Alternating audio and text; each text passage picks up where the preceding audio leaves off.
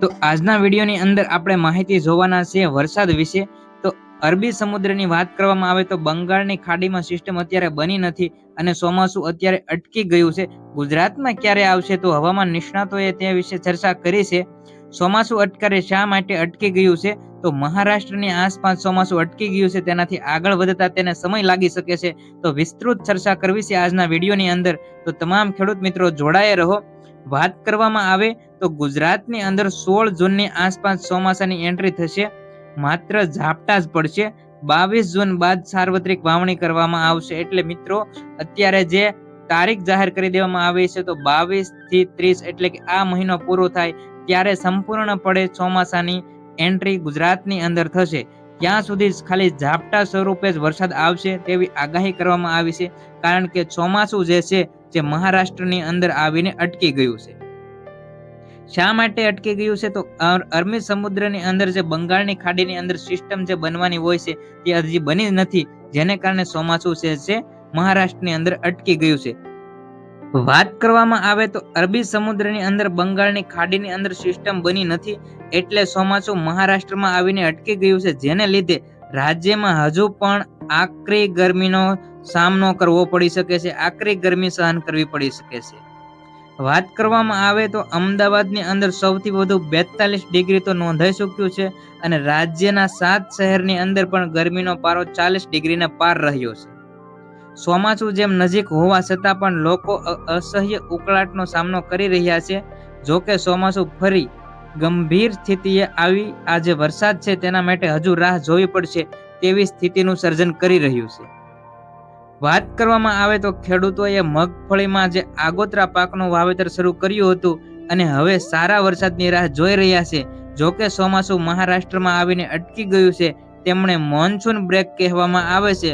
હવામાન નિષ્ણાત પરેશ ગૌસ્વામીએ ભાસ્કર સાથેની વાતચીતમાં જણાવ્યું હતું કે ચોમાસું 8 જૂનથી મહારાષ્ટ્રની અંદર અટકી ગયું છે અને હજુ પણ આગળ વધી રહ્યું નથી. આને મોન્સૂન બ્રેક કહેવામાં આવે છે અને મોન્સૂન બ્રેકની વિશે આપણે ચર્ચા કરી લઈએ તો 12 જૂનથી આગળ વધી શકે તેવી આગાહી કરવામાં આવી છે, પરંતુ એકદમ નબળી રીતે. તેમજ ગુજરાતની અંદર વાત કરવામાં આવે તો 15 થી 16 જૂન વચ્ચે એન્ટ્રી કરશે, પણ ભારે વરસાદની કોઈ શક્યતા નથી, માત્ર ઝાપટા જ પડી શકે છે. ખૂબ ધીમી ગતિએ ચોમાસું આગળ વધશે, મહારાષ્ટ્રમાંથી આગળ વધશે અને ગુજરાતમાં ખાલી ઝાપટા જ પડશે, પરંતુ 15 થી 16 જૂનની વચ્ચે ગુજરાતની અંદર ઝાપટા સ્વરૂપે વરસાદની એટલે કે ચોમાસાની એન્ટ્રી થઈ જશે. બાદમાં એવું પણ કહેવામાં આવ્યું છે કે સારી વાવણી લાયક વરસાદનો રાઉન્ડ આવી શકે છે. તો આ મહિનાના અંત સુધીની અંદર વાત કરવામાં આવે તો ઝાપટા સ્વરૂપે વરસાદ, પરંતુ આ મહિનાના અંતની અંદર ગુજરાતની અંદર જે સારું ચોમાસું કહી શકાય, જે વરસાદનો રાઉન્ડ કહી શકાય, તે પણ આવી શકે છે. વાત કરવામાં આવે અમદાવાદ સહિત જે શહેરોની અંદર ગરમીનો પારો રહ્યો છે તેના પર ફટાફટ નજર કરી લઈએ અને પવનની ગતિની અંદર કેવો વધારો જોવા મળ્યો છે તે વિશે પણ ચર્ચા કરી લઈએ.